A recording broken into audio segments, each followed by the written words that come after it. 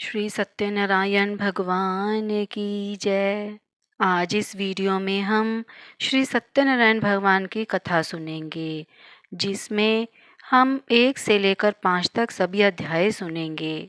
अगर आप मेरे चैनल पर नए हैं और आपने मेरे चैनल को तो सब्सक्राइब नहीं किया है, तो आप मेरे चैनल को सब्सक्राइब करें ताकि आपको मेरे आने वाली वीडियो की नोटिफिकेशंस मिलती रहें। आइए सुनते हैं श्री सत्यनारायण भगवान की कथा का पहला अध्याय। एक समय की बात है, नैमिषारण्य तीर्थ में शौनक आदि 88,000 ऋषियों ने श्री सूत जी से पूछा, हे प्रभु, इस कलयुग में वेद विद्या रहित मनुष्यों को प्रभु भक्ति किस प्रकार मिल सकती है तथा उनका उद्धार कैसे होगा। हे मुनि श्रेष्ठ, कोई ऐसा तप बताइए जिससे थोड़े समय में ही पुण्य मिले और मनवांछित फल भी मिल जाए। इस प्रकार की कथा सुनने की हम इच्छा रखते हैं। सर्वशास्त्रों के ज्ञाता सूत जी बोले, हे वैष्णवों में पूज्य, आप सभी ने प्राणियों के हित की बात पूछी है, इसलिए मैं एक ऐसे श्रेष्ठ व्रत को आप लोगों को बताऊंगा जिसे नारद जी ने लक्ष्मी नारायण जी से पूछा था और लक्ष्मीपति ने मुनि श्रेष्ठ नारद जी से कहा था। आप सब इसे ध्यान से सुनिए। एक समय की बात है, योगी राज नारद जी दूसरों के हित की इच्छा लिए अनेकों लोकों में घूमते हुए मृत्यु लोक में आ पहुँचे। यहाँ उन्होंने अनेक योनियों में जन्मे प्राय सभी मनुष्यों को अपने कर्मों द्वारा अनेकों दुखों से पीड़ित देखा। उनका दुख देख नारद जी सोचने लगे कि कैसा यत्न किया जाए जिसके करने से निश्चित रूप से मानव के दुखों का अंत हो जाए। इसी विचार पर मनन करते हुए वह विष्णु लोक में गए। वहाँ वह देवों के देव ईश नारायण की स्तुति करने लगे, जिनके हाथों में शंख, चक्र, गदा और पद्य थे। गले में वरमाला पहने हुए थे। स्तुति करते हुए नारद जी बोले, हे भगवान, आप अत्यंत शक्ति से संपन्न हैं। मन तथा वाणी भी आपको नहीं पा सकती है। आपका आदि, मध्य तथा अंत नहीं है। निर्गुण स्वरूप सृष्टि के कारण भक्तों के दुख को दूर करने वाले हैं। आपको मेरा नमस्कार है। नारद जी की स्तुति सुन विष्णु भगवान बोले, हे मुनि श्रेष्ठ, आपके मन में क्या बात है? आप किस काम के लिए पधारे हैं? उसे निसंकोच कहो। इस पर नारद मुनि बोले कि मृत्यु लोक में अनेक योनियों में जन्मे मनुष्य अपने कर्मों के द्वारा अनेकों दुख से दुखी हो रहे हैं। हे नाथ, आप मुझ पर दया रखते हैं तो बताइए कि वो मनुष्य थोड़े प्रयास से ही अपने दुखों से कैसे छुटकारा पा सकते हैं। श्री हरि बोले, हे नारद, मनुष्यों की भलाई के लिए तुमने बहुत अच्छी बात पूछी है। जिसके करने से मनुष्य मोह से छूट जाता है, वह बात मैं कहता हूँ, उसे सुनो। स्वर्गलोक व मृत्यु लोक दोनों में एक दुर्लभ उत्तम व्रत है जो पुण्य देने वाला है। आज प्रेमवश होकर मैं उसे तुमसे कहता हूँ। श्री सत्यनारायण भगवान का यह व्रत अच्छी तरह विधान पूर्वक करके मनुष्य तुरंत ही यहाँ सुख भोग कर मरने पर मोक्ष को प्राप्त होता है। श्री हरि के वचन सुन नारद जी बोले कि उस व्रत का फल क्या है और उसका विधान क्या है। यह व्रत किसने किया था? इस व्रत को किस दिन करना चाहिए? सभी कुछ विस्तार से बताएं। नारद की बात सुनकर श्री हरि बोले, दुख व शोक को दूर करने वाला, यह सभी स्थानों पर विजय दिलाने वाला है। मानव को भक्ति व श्रद्धा के साथ शाम को श्री सत्यनारायण की पूजा धर्म परायण होकर ब्राह्मणों व बंधुओं के साथ करनी चाहिए। भक्ति भाव से ही नैवेद्य, केले का फल, घी, दूध और गेहूं का आटा सवाया ले। गेहूं के स्थान पर साठी का आटा, शक्कर तथा गुड़ लेकर वह सभी भक्षण योग्य पदार्थों को मिलाकर भगवान का भोग लगाएं। ब्राह्मणों सहित बंधु बांधवों को भी भोजन कराएं। उसके बाद स्वयं भोजन करें। भजन कीर्तन के साथ भगवान की भक्ति में लीन हो जाएं। इस तरह से सत्यनारायण भगवान का यह व्रत करने पर मनुष्य की सारी इच्छाएं निश्चित रूप से पूरी होती हैं। इस कलिकाल अर्थात कलयुग में मृत्यु लोक में मोक्ष का यही एक सरल उपाय बताया गया है। इति श्री सत्यनारायण व्रत कथा का प्रथम अध्याय संपूर्ण हुआ। दूसरा अध्याय। सूत जी बोले, हे ऋषियों, जिसने पहले समय में इस व्रत को किया था उसका इतिहास कहता हूँ, ध्यान से सुनो। सुंदर काशीपुरी नगरी में एक अत्यंत निर्धन ब्राह्मण रहता था।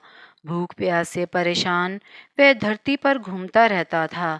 ब्राह्मणों से प्रेम करने वाले भगवान ने एक दिन ब्राह्मण का वेश धारण करके उसके पास जाकर पूछा, हे विप्र, नित्य दुखी होकर तुम पृथ्वी पर क्यों घूमते हो? दीन ब्राह्मण बोला, मैं निर्धन ब्राह्मण हूँ, भिक्षा के लिए धरती पर घूमता हूँ। हे भगवान, यदि आप इसका कोई उपाय जानते हो तो बताइए। वृद्ध ब्राह्मण कहता है कि सत्यनारायण भगवान मनोवांछित फल देने वाले हैं, इसलिए तुम उनका पूजन करो। इसे करने से मनुष्य सभी दुखों से मुक्त हो जाता है। वृद्ध ब्राह्मण बनकर आए सत्यनारायण भगवान उस निर्धन ब्राह्मण को व्रत का सारा विधान बताकर अंतर ध्यान हो गए।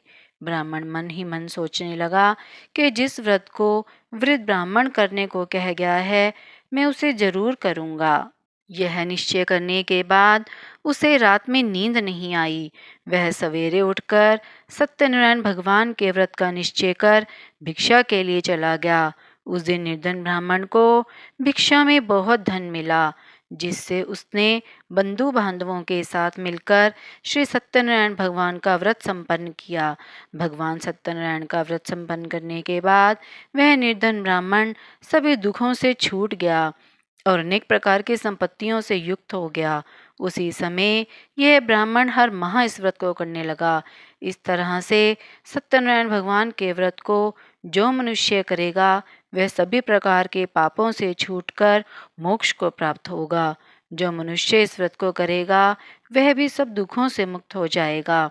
सूत जी बोले कि इस तरह से नारद जी से नारायण जी का कहा हुआ श्री सत्यनारायण व्रत को मैंने तुमसे कहा। हे विप्रों, अब मैं और क्या कहूँ? ऋषि बोले, हे मुनिवर, संसार में उस विप्र से सुनकर और किस किस ने इस व्रत को किया, हम सब इस बात को सुनना चाहते हैं। इसके लिए हमारे मन में श्रद्धा का भाव है। सूत जी बोले, हे मुनियों, जिस जिसने इस व्रत को किया है वह सब सुनो। एक समय वही विप्र धन व ऐश्वर्य के अनुसार अपने बंधु बांधवों के साथ इस व्रत को करने को तैयार हुआ। उसी समय एक लकड़ी बेचने वाला बूढ़ा आदमी आया और लकड़ियां बाहर रखकर अंदर ब्राह्मण के घर में गया। प्यास से दुखी वह लकड़हारा उनको व्रत करते देख विप्र को नमस्कार करके पूछने लगा कि आप यह क्या कर रहे हैं तथा इसे करने से क्या फल मिलेगा, कृपया मुझे भी बताएं। ब्राह्मण ने कहा कि सब मनोकामनाओं को पूरा करने वाला यह सत्यनारायण भगवान का व्रत है। इनकी कृपा से ही मेरे घर में धन धान्य आदि की वृद्धि हुई है। विप्र से सत्यनारायण व्रत के बारे में जानकर लकड़हारा बहुत प्रसन्न हुआ। चरणामृत लेकर और प्रसाद खाने के बाद वह अपने घर गया। लकड़हारे ने अपने मन में संकल्प किया कि आज लकड़ी बेचने से जो धन मिलेगा उसी से श्री सत्यनारायण भगवान का उत्तम व्रत करूंगा। मन में इस विचार को लेकर बूढ़ा आदमी सिर पर लकड़ियां रखकर उस नगर में बेचने गया जहां धनी लोग ज्यादा रहते थे। उस नगर में उसे अपनी लकड़ियों का दाम पहले से 4 गुना अधिक मिला। बूढ़ा प्रसन्नता के साथ दाम ले केले, शक्कर, घी, दूध, दही और गेहूं का आटा लेकर और सत्यनारायण भगवान के व्रत की अन्य सामग्रियां लेकर अपने घर गया। वहां उसने अपने बंधु बांधवों को बुलाकर विधि विधान से श्री सत्यनारायण भगवान का पूजन और व्रत किया। इस व्रत के प्रभाव से वह बूढ़ा लकड़हारा धन पुत्र आदि से युक्त होकर संसार के समस्त सुख भोग कर अंतकाल में बैकुंठ धाम को चला गया। इति श्री सत्यनारायण व्रत कथा का द्वितीय अध्याय संपूर्ण हुआ। श्री सत्यनारायण व्रत कथा का तीसरा अध्याय। सूत जी बोले, हे श्रेष्ठ मुनियों, अब आगे की कथा कहता हूँ। पहले समय में उल्कामुख नाम का एक बुद्धिमान राजा था। वह सत्यवक्ता और जितेंद्रिय था। प्रतिदिन देव स्थानों पर जाता और निर्धनों को धन देकर उनके कष्ट दूर करता था। उसकी पत्नी कमल के समान मुख वाली तथा सती साध्वी थी। भद्रशिला नदी के तट पर उन दोनों ने श्री सत्यनारायण भगवान का व्रत किया। उसी समय साधु नाम का एक वैश्य आया। उसके पास व्यापार करने के लिए बहुत सा धन भी था। राजा को व्रत करते देख वह विनय के साथ पूछने लगा, हे राजन, भक्ति भाव से पूर्ण होकर आप यह क्या कर रहे हैं?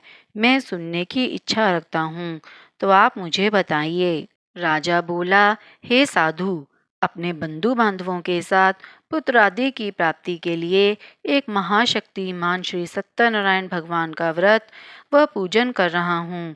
राजा के वचन सुन साधु आदर से बोला, हे राजन, मुझे इस व्रत का सारा विधान कहिए। आपके कथनानुसार मैं भी इस व्रत को करूँगा। मेरी भी संतान नहीं है और इस व्रत को करने से निश्चित रूप से मुझे संतान की प्राप्ति होगी। राजा से व्रत का सारा विधान सुन व्यापार से निवृत्त हो वह अपने घर गया।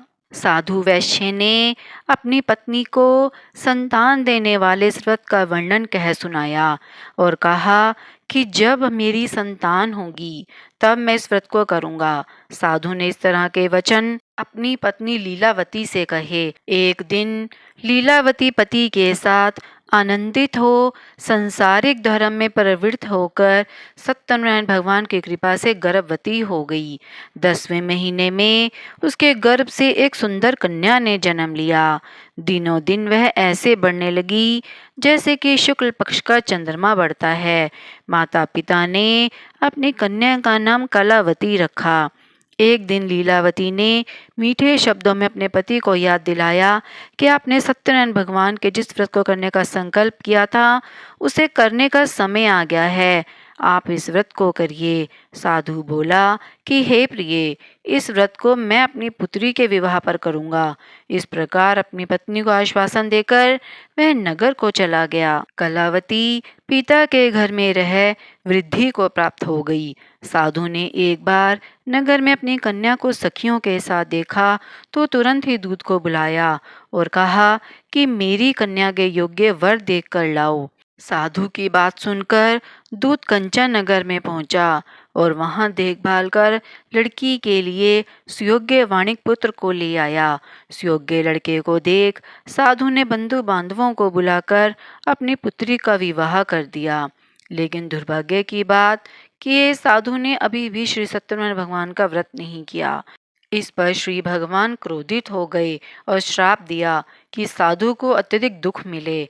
अपने कार्य में कुशल साधु बनिया जमाई को लेकर समुद्र के पास स्थित होकर रत्नापुर नगर में गया। वहां जाकर दामाद ससुर दोनों मिलकर चंद्रकेतु राजा के नगर में व्यापार करने लगे।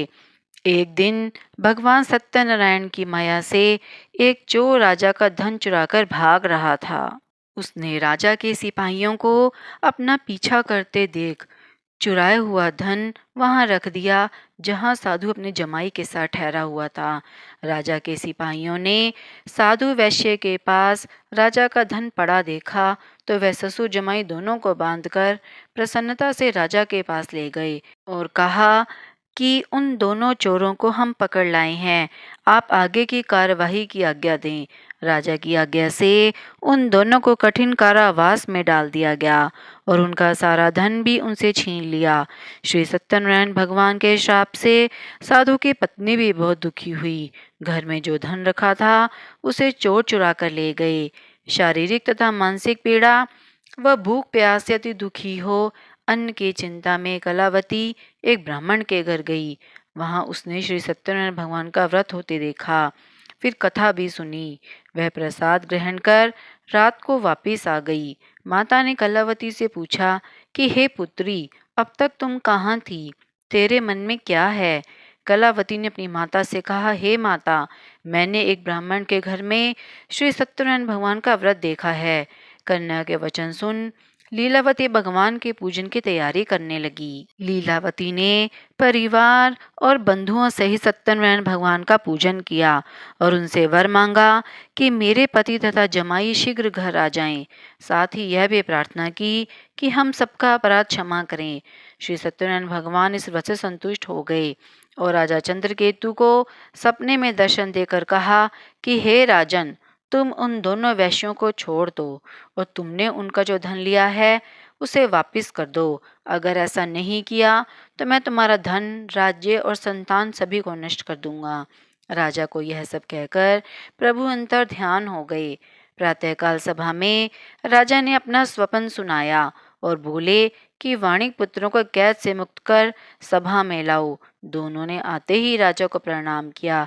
राजा मीठी वाणी में बोला, हे महानुभावों, भाग्यवश ऐसा कठिन दुख तुम्हें प्राप्त हुआ है, लेकिन अब तुम्हें कोई भय नहीं है। ऐसा कहकर राजा ने उन दोनों को नए वस्त्र और आभूषण भी पहनाए और जितना धन उनका लिया था उससे दुगना धन वापस कर दिया। दोनों वैश्य अपने घर को चल दिए। इति श्री सत्यनारायण भगवान व्रत कथा का तीसरा अध्याय संपूर्ण हुआ। चौथा अध्याय। सूत जी बोले, वैश्य ने मंगलाचार कर अपनी यात्रा आरंभ की और अपने नगर की ओर चल दिए। उनके थोड़ी दूर जाने पर एक दंडी वेशधारी श्री सत्यनारायण ने उनसे पूछा, हे साधु, तेरे नाम में क्या है? वैश्य हंसता हुआ बोला, हे दंडी, आप क्यों पूछते हो? क्या धन लेने की इच्छा है? मेरी नाव में तो बेल और पत्ते भरे हुए हैं। वैश्य के कठोर वचन सुन भगवान बोले, तुम्हारा वचन सत्य हो। दंडी ऐसे वचन कह वहां से दूर चले गए। कुछ दूर जाकर समुद्र के किनारे बैठ गए। दंडी के जाने के बाद साधु वैश्य ने नित्य क्रिया के पश्चात नाव को ऊंची उड़ती देखकर अचंभा माना और नाव में बेल पत्ते आदि देखकर वह मूर्छित तो जमीन पर गिर पड़ा। मूर्छा खुलने पर वह अत्यंत शोक में डूब गया तथा उसका दामाद बोला कि आप शोक ना मनाएं, यह दंडी का श्राप है, इसलिए हमें उनकी शरण में जाना चाहिए, तभी हमारी मनोकामना पूर्ण होगी। दामाद की बात सुनकर वह दंडी के पास पहुंचा और अत्यंत भक्ति भाव से नमस्कार करके बोला, मैंने आपसे जो सत्य वचन कहे थे उनके लिए मुझे क्षमा कर दें। ऐसा कहकर वह वैश्य रोने लगा। तब दंडी भगवान बोले, हे वाणिक पुत्र, मेरी आज्ञा से बार बार तुम्हें दुख प्राप्त हुआ है, तू मेरी पूजा से विमुख हुआ। साधु बोला, हे भगवान, आपकी माया से ब्रह्मा आदि देवता भी आपके रूप को नहीं जानते, तब मैं अज्ञानी कैसे जान सकता हूँ? आप प्रसन्न होइए, अब मैं सामर्थ्यानुसार पूजा करूँगा, मेरी रक्षा करो और पहले के समान नौका में धन भर दो। साधु वैश्य के भक्तिपूर्वक वचन सुनकर भगवान प्रसन्न हो गए और इसकी इच्छा अनुसार वरदान देकर अंतर ध्यान हो गए। ससुर जमाई जब नाव पर आए तो नाव धन से भरी हुई थी। फिर वह अपने अन्य साथियों के साथ सत्यनारायण भगवान का पूजन कर अपने नगर को चल दिए। जब नगर के नजदीक पहुंचे तो दूत को घर पर खबर करने के लिए भेज दिया। दूत साधु की पत्नी को प्रणाम कर कहता है कि मालिक अपने दामाद सहित नगर के निकट आ गए हैं। दूत की बात सुन साधु की पत्नी लीलावती ने बड़े हर्ष के साथ सत्यनारायण भगवान का पूजन कर अपनी पुत्री कलावती से कहा कि मैं अपने पति के दर्शन को जाती हूँ, तू कार्य पूर्ण करके शीघ्र आ जा। माता के ऐसे वचन सुन कलावती जल्दी में प्रसाद छोड़कर अपने पति के पास चली गई। प्रसाद की अवज्ञा के कारण श्री सत्यनारायण भगवान रुष्ट हो गए और नाव सहित उसके पति को पानी में डुबो दिया। कलावती अपने पति को वहां न पाकर रोती हुई जमीन पर गिर गई। नौका को डूबा हुआ देख और कन्या को रोता देख साधु दुखी होकर बोला कि हे प्रभु, मुझसे तथा मेरे परिवार से जो भूल हुई है उसे क्षमा करें। साधु के दीन वचन सुनकर श्री सत्यनारायण भगवान प्रसन्न हो गए और आकाशवाणी हुई, हे साधु, तेरी कन्या मेरे प्रसाद को छोड़कर आई है, इसलिए उसका पति अदृश्य हो गया है। यदि वह घर जाकर प्रसाद खाकर लौटती है तो इससे इसका पति अवश्य मिलेगा। ऐसी आकाशवाणी सुन कलावती घर पहुंचकर प्रसाद खाती है और फिर आकर अपने पति के दर्शन करती है। उसके बाद साधु अपने बंधु बांधवों सहित श्री सत्यनारायण भगवान का विधि विधान से पूजन करता है और इस लोक का सुख भोग कर वह अंत में स्वर्ग को जाता है। इति श्री सत्यनारायण भगवान व्रत कथा का चौथा अध्याय संपूर्ण हुआ। पांचवा अध्याय। सूत जी बोले, हे ऋषियों, मैं और भी एक कथा सुनाता हूँ, उसे भी ध्यान पूर्वक सुनो। प्रजा पालन में लीन तुंगध्वज नाम का एक राजा था। उसने भी भगवान का प्रसाद त्याग कर बहुत ही दुख सहन किया। एक बार वन में जाकर वन्य पशुओं को मारकर वह बड़ के पेड़ के नीचे आया वहाँ उसने ग्वालों को भक्ति भाव से अपने बंधुओं सहित सत्यनारायण भगवान का पूजन करते देखा। अभिमानवश राजा उन्हें देखकर भी पूजा स्थान में नहीं गया और ना ही उसने भगवान को नमस्कार किया। ग्वालों ने राजा को प्रसाद दिया, लेकिन उसने वह प्रसाद नहीं खाया और प्रसाद को वहीं छोड़कर अपने नगर को चला गया। जब वह नगर में पहुंचा तो वहां सब कुछ तहस नहस हुआ पाया, तो वह शीघ्र ही समझ गया कि यह सब भगवान ने ही किया है। वह दोबारा ग्वालों के पास पहुंचा और विधि पूर्वक पूजा करके प्रसाद खाया, तो सत्यनारायण भगवान की कृपा से सब कुछ पहले जैसा हो गया। दीर्घ काल तक सुख भोगने के बाद मरणोपरांत उसे स्वर्गलोक की प्राप्ति हुई। जो मनुष्य परम दुर्लभ इस व्रत को करेगा, तो भगवान सत्यनारायण की अनुकंपा से उसे धन धान्य की प्राप्ति होगी। निर्धन धनी हो जाता है और भय मुक्त हो जीवन जीता है। संतानहीन मनुष्यों को संतान सुख मिलता है और सारे मनोरथ पूर्ण होने पर मानव अंत काल में बैकुंठ धाम को जाता है। सूत जी बोले, जिन्होंने पहले इस व्रत को किया है, अब उनके दूसरे जन्म की कथा कहता हूँ। वृद्ध शतानंद ब्राह्मण ने सुदामा का जन्म लेकर मोक्ष की प्राप्ति की। लक्कड़हारे ने अगले जन्म में निषाद बनकर मोक्ष को प्राप्त किया। उल्कामुख नाम का राजा दशरथ होकर बैकुंठ को गए। साधु नाम के वैश्य ने मोर ध्वज बनकर अपने पुत्र को आरे से चीरकर मोक्ष पाया। महाराज तुंगध्वज ने स्वयंभू होकर भगवान में भक्ति युक्त हो कर्म कर मोक्ष पाया। इति श्री सत्यनारायण व्रत कथा का 5वां अध्याय संपूर्ण हुआ। अगर आपने अभी तक मेरे चैनल को सब्सक्राइब नहीं किया है, तो आप मेरे चैनल को सब्सक्राइब करें ताकि आपको मेरे आने वाली वीडियो की नोटिफिकेशंस मिलती रहें। आप मेरी वीडियो को ज़्यादा से ज़्यादा लाइक और शेयर करें।